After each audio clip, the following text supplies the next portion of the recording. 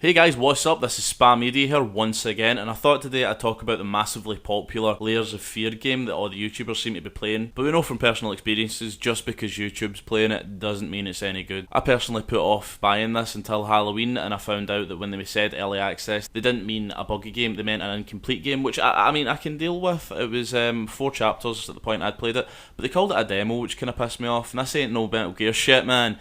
I ain't paying $60 for a fucking demo. But luckily I managed to grab it for £6, which personally I think was fair from the experience that I got. I got it with a couple of other games, including The Park. Me and my girlfriend thought that that would be our Halloween experience, and sure enough it was a fantastic game, but it was short. It was really, really short. It was like 3 hours long. For the experience that I had, I would probably pay about £4 or £5, but I ended up paying £7. But when we moved on from that, we played Layers of Fear, and I'll tell you something, my girlfriend shat herself. I mean, I really enjoyed it, and it did have some scares for me, but my girlfriend really dove deep into this thing. She loved it.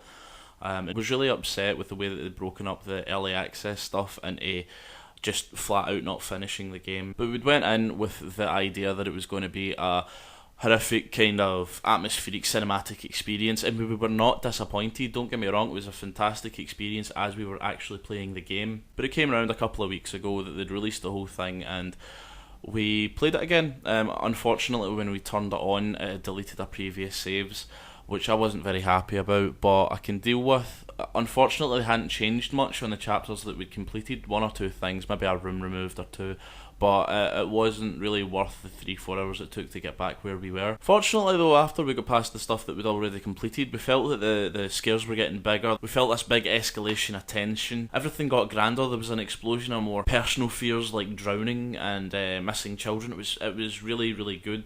Fortunately, the ending was just really, really bad.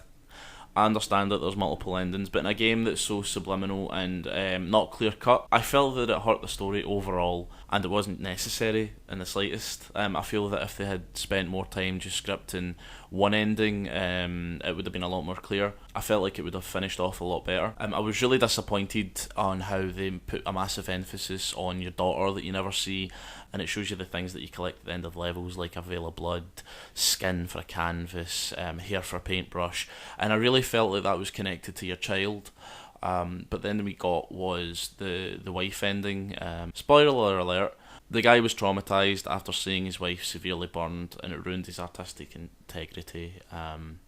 He could never paint the beauty of his wife again, stuff like that, but I felt it was very phoned in. And the game falls into the same trap as a lot of games are now, where the vagueness is a key component. I feel like games do this now to catch the same kind of impression as Five Nights at Freddy's, where the YouTube community takes over, free publicity, but I don't think that's worth it. I think your game should stand alone by itself, and people will buy it on the merits that the game is good, because this game is fantastic visually. You're never going to find anything like it. It's a very clever game, it's a very scary game.